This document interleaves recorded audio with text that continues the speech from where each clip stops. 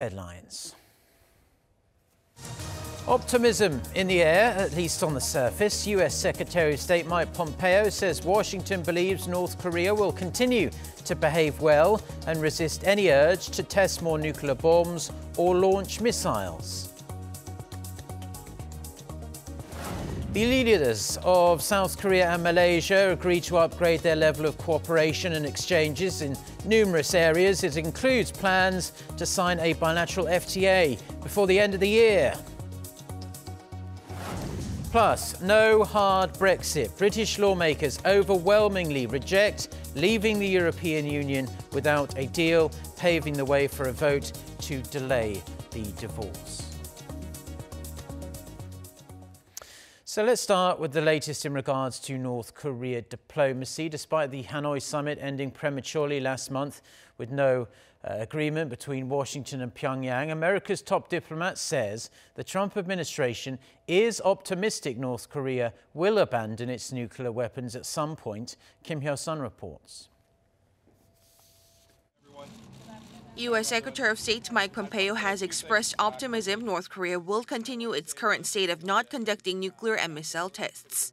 During an interview with Texas radio station KPRC2 on Wednesday, Pompeo also explained that the North's leader Kim Jong-un pledged during the Hanoi summit that his regime will not carry out further nuclear and missile tests. However, Pompeo also stressed the international society has to put pressure on the regime through sanctions to urge Kim to make the right strategic choice. Such a remark can be interpreted as a warning amid recent signs of increased activity at the regime's key missile launch site at Dongchang-ri. Pompeo also stressed there is still much work to do, adding the regime has not yet fulfilled the commitment Kim made to President Trump. Pompeo highlighted that denuclearization not only benefits the U.S., but the international community as a whole. Speaking with other media outlets in Texas, Pompeo also urged Kim to take action, reiterating that action is the only thing that counts. Kim Hyo-sun, Arirang News. Top US diplomats are meeting with key UN officials back-to-back to discuss North Korea sanctions. Washington's Special Representative for North Korea, Stephen Biegun, is travelling to New York on Thursday to meet with the UN Security Council and key permanent representatives. The US State Department says Biegun will discuss the recent North Korea-US summit and efforts to ensure the full implementation of UN sanctions until North Korea's final and fully verified denuclearization. Secretary of State Mike Pompeo met with UN Secretary-General Antonio Guterres on Wednesday, and they discussed the denuclearization issue. The meetings come after a UN panel report said North Korea is still violating sanctions and engaging in illegal ship-to-ship transfers of petroleum and coal. A key word has been removed from the US State Department's latest report on North Korea. The report released on Wednesday shows the Trump administration could be shifting its stance, slightly at least, on North Korea's human rights abuses. Lee Jae reports. Egregious, meaning outstandingly bad or shocking.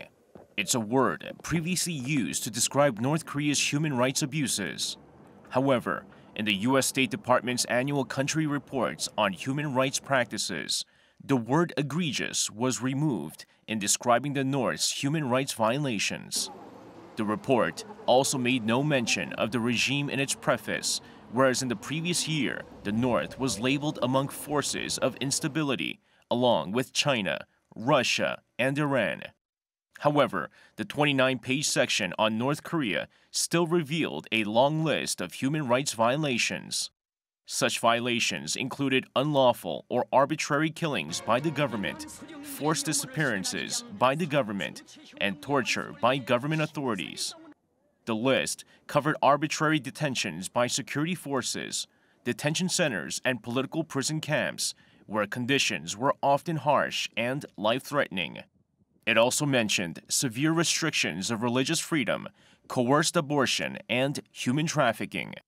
At a press briefing on Wednesday, the U.S. State Department's Ambassador for Democracy, Human Rights, and Labor, Michael Kozak, says there hasn't been much progress in North Korea when it comes to the area of human rights.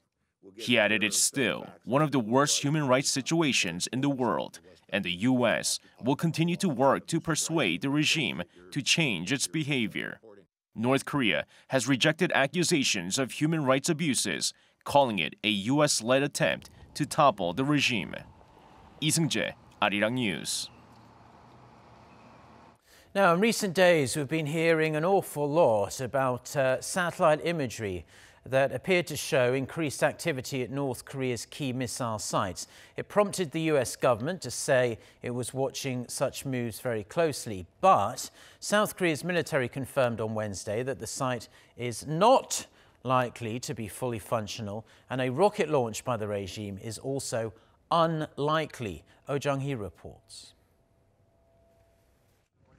North Korea is reportedly restoring key components at its Dongchang-ri missile engine test site, which was dismantled last year July, and increased activity has been detected at Sanam-dong, where Pyongyang previously assembled its ICBMs. These reports are raising concerns on whether the North is preparing for a possible missile launch in the near future, following the breakdown of the Hanoi summit. But Seoul's military confirmed for the first time that these sites are not likely to be fully restored, and there's a low possibility of a rocket launch. On Wednesday, Seoul's Defense Ministry briefed the National Assembly's Defense Committee. The military explained that the North has almost finished restoring the Dongchang-ri missile engine test site physically, but added it is not clear whether the site is fully functional. Defense authorities also ruled out the possibility of a missile launch anytime soon, saying even if the site is operating normally, the regime would need more time to prepare for an actual missile launch. According to the military, Pyongyang started restoring the missile site before the Hanoi summit to prepare for inspections by international experts once the summit succeeded. Seoul's Unification Ministry shares the same idea. On the day before, the vice minister said there's not much significant movement at the site and that recent reports shouldn't lead to an unnecessary escalation of tension. We're seeing that North Korea is continuously stating its will to maintain dialogue, not cause instability. Why North Korea is rebuilding its key missile site right now is yet to be seen. But some watchers say the recent moves are part of Kim Jong-un's efforts to keep Trump's attention. They add because Kim wants the sanctions to be lifted above any other condition, he would want to continue negotiations with Trump and won't go ahead with the missile test, which will only lead to tougher sanctions. Oh Jung-hee, Arirang News. Senior diplomats from South Korea and Japan will meet in Seoul this afternoon to discuss issues that are negatively impacting their bilateral ties. According to the Foreign Ministry, Director General for Northeast Asian Affairs Kim Young-gil will hold talks with his Japanese counterpart Kenji Kanasugi. They will mainly exchange views on the South Korean court rulings ordering Japanese companies to compensate Koreans for their unpaid work during World War II. Their previous meeting took place in Tokyo last month. It comes amid reports Japan is considering raising tariffs on South Korean imports and bringing the case to the International Court of Justice after Seoul did not respond to demands for an intergovernmental discussion on the matter. Now, President Moon Jae-in says South Korea will push to seal a bilateral free trade deal with Malaysia before the end of 2019. During a summit with the country's PM on Wednesday, the visiting South Korean leader promised Malaysia that it would open up many business and economic opportunities for the Southeast Asian nation. Our Shin Se-min files this report from Kuala Lumpur.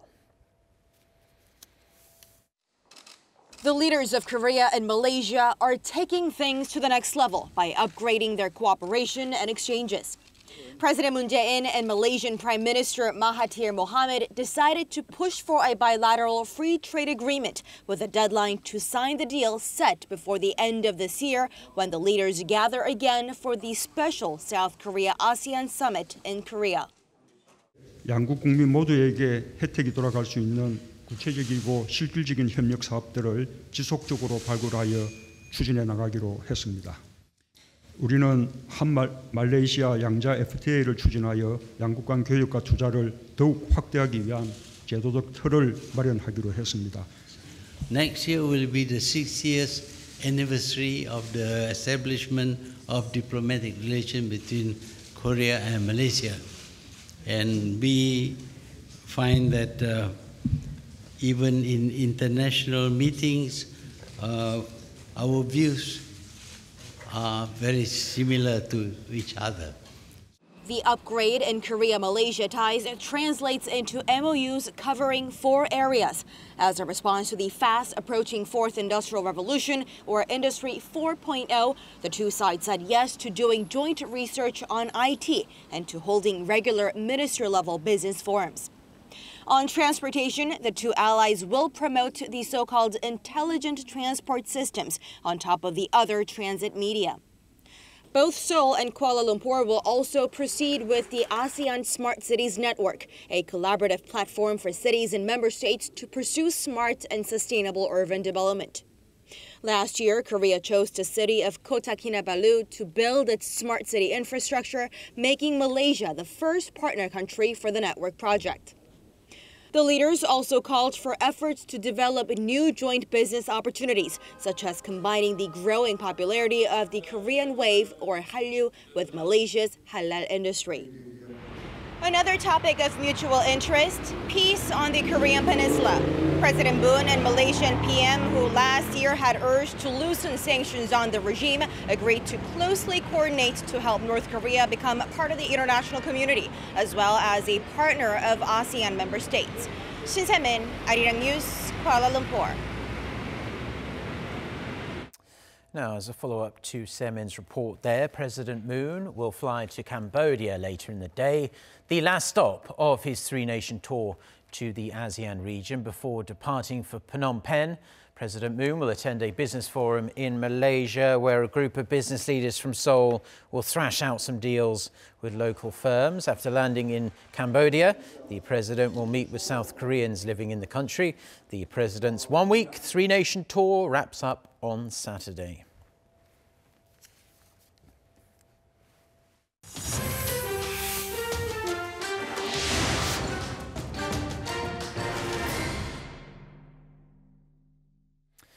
Brexit tops our world news today. It should come as a little surprise. British lawmakers have voted against the UK leaving the European Union without a deal. For more on this and other news from around the world, let's turn to my fellow Englishman, Noah Adam. Adam, it's Brexit. It's all a bit of a mess, isn't it?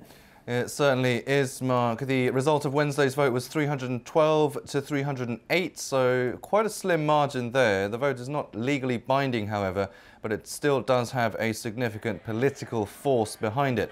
Prime Minister Theresa May warned MPs that a no-deal exit remains the default option if the UK cannot reach a deal with the EU.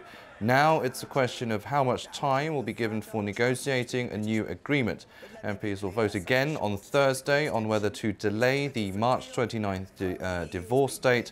However, all EU member states also have to agree on such a decision. The Prime Minister said if MPs can support a deal in the coming days, it will allow the government to seek a short delay to Brexit. However, if Parliament cannot agree upon a deal, May has warned that the delay will have to be longer. Opposition Labour leader Jeremy Corbyn said Parliament must now take control. Parliament must now take control of the situation.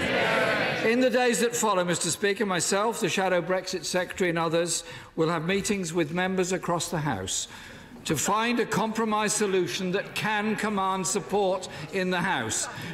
Reacting to Wednesday's vote, the EU spokesperson said, quote, "It is not enough to vote against no deal, you have to agree to a deal." The EU has drawn up contingency measures in case the UK crashes out without an agreement. It has also ruled out the possibility of renegotiating the deal after Tuesday's vote to reject it. The United States has grounded Boeing's 737 MAX 8 planes, joining a host of countries which have done the same in the wake of Sunday's deadly Ethiopian Airlines crash. It was the second time the US Federal Aviation Administration has halted flights of a Boeing plane in 6 years. The FAA said fresh evidence as well as newly refined satellite data prompted the decision. It had previously ruled the jetliner was airworthy. Major American airliners had decided to keep flying the plane, so their schedules have been changed now. An investigation into the cause of Sunday's crash is still underway. Boeing said it continues to have full confidence in the safety of the 737 MAX 8, but said it had agreed to ground the planes as a cautionary measure. Dozens of people in the United States have been charged in a massive college admission scam that has rocked the country. They are accused of conspiring with business tycoons to get their kids into elite colleges through bribery and cheating. It's the biggest college admission scheme to be prosecuted by the Department of Justice. At the heart of the scam is William Rick Singer, a CEO of a college prep company called The Key. He has admitted to receiving nearly $25 million from rich parents from 2011 to get students admitted as athletes, many having never played the sport they applied for. Teachers and coaches were also believed to have been bribed to overlook cheating in exams such as the SATs. The colleges involved include Yale, Stanford and Georgetown, among many others. Facebook and Instagram appear to be partially down for some users around the world. While both platforms can be opened, it looks like many users are unable to send or receive messages on either platform or post new content. According to several US reports, the partial outage is affecting users from the US, Europe and Asia, with other websites linked to Facebook being affected as well. Facebook error and Instagram error were some of the top searched keywords in South Korea, despite the outage happening early Thursday. Facebook, which also owns Instagram, says it's continuing to work on the issue.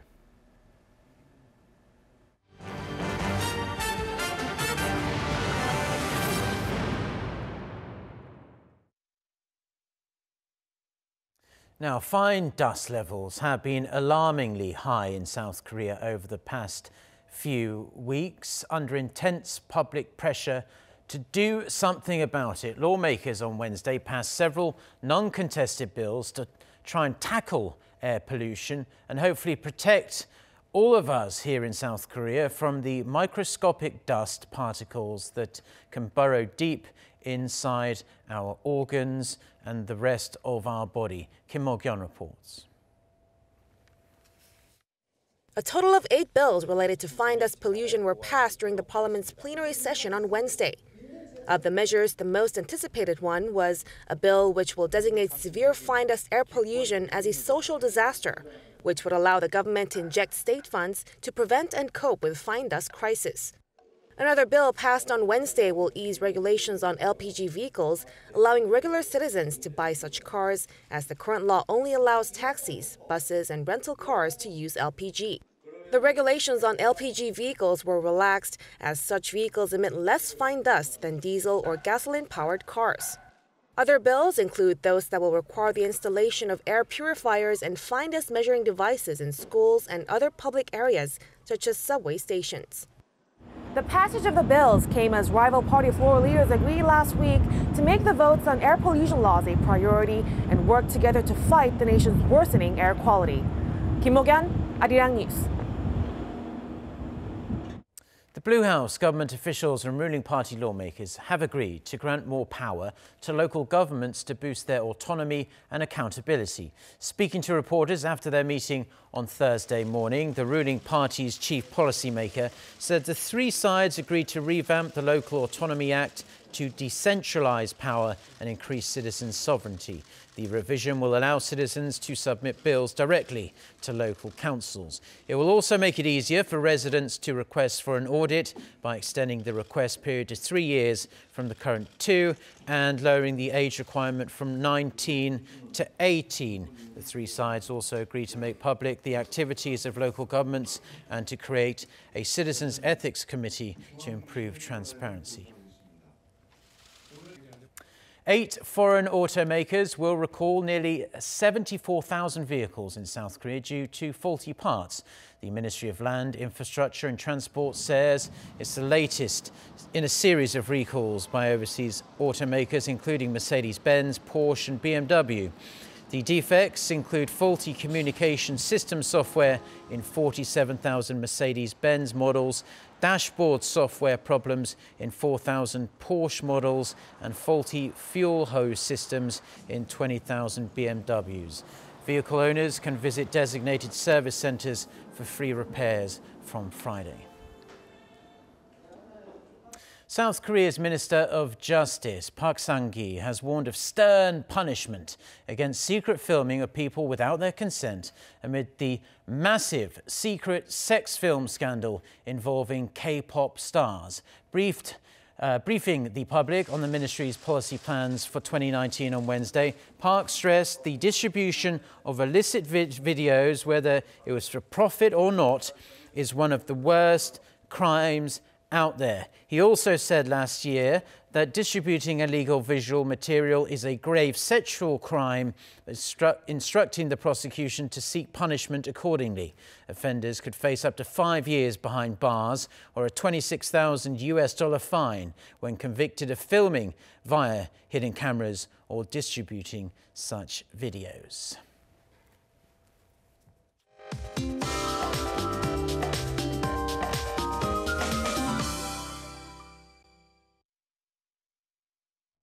Good morning. Korea is in the grip of 꽃샘추위, which literally means cold weather jealous of flowers, a brief spell of cold weather that comes around in early spring. But the short cold snap will ease in the afternoon, while temperature fluctuations will persist for a few more days. And now you'll want to take an umbrella with you on your way out. Light rain or snow is in the forecast for most areas, starting from the capital area and spreading to central regions tonight, then the southern provinces after midnight. The rain could turn into snow due to colder temperatures in some areas, such as mountainous regions and inland regions, as they could see up to 8 centimeters of heavy snowfall, while Seoul and the Chungcheong-do provinces will receive light rainfall of less than 5 millimeters. Daily highs will be similar or slightly higher than yesterday, and the dry weather advisor here in Seoul is likely to remain even after today's sprinkles. Now, a mix of rain and snow is in the forecast for Friday as well, but next week we'll start to have typical early spring weather conditions back. That's Korea for you, and here's the international weather for viewers around the world.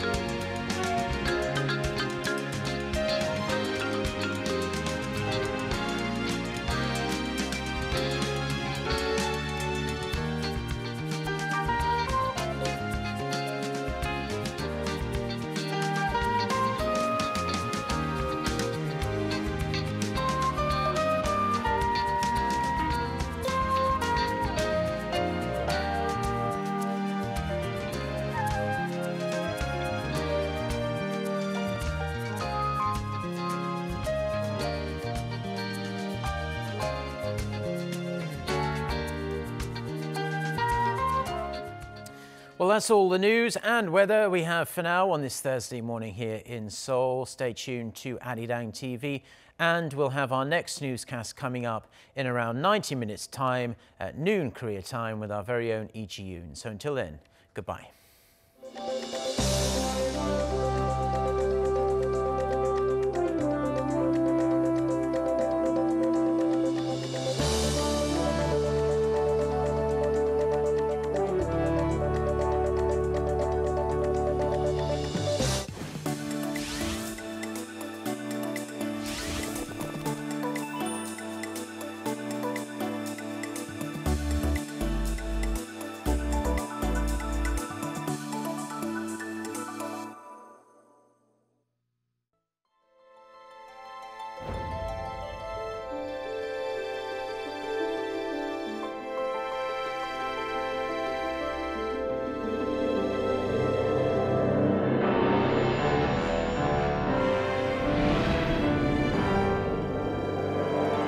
Jeonju holds the key to Korea's past.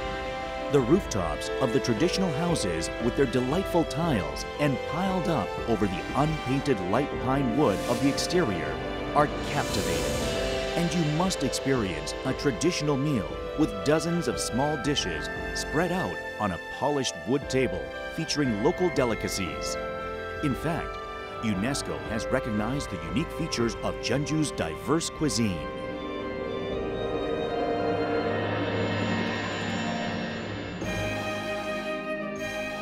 The delicate wooden walls and low stone walls of traditional houses blend harmoniously together with modern architecture.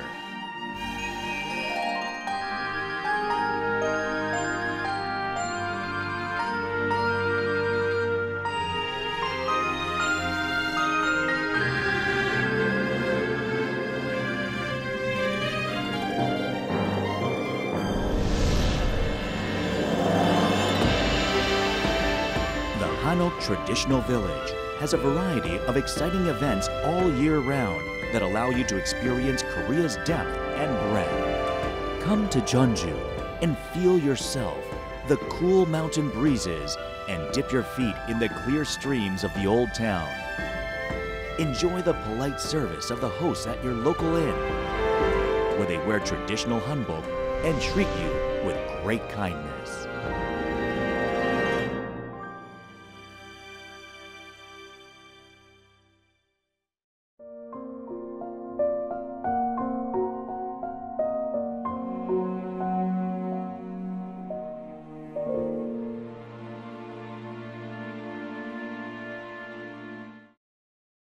관통이 열리면 천천히 일어나 앉아주세요. 네, 천천히 일어나 앉으세요. 네, 관통이 열리면 천천히 일어나 앉으세요. Now, a glimpse into everyday life.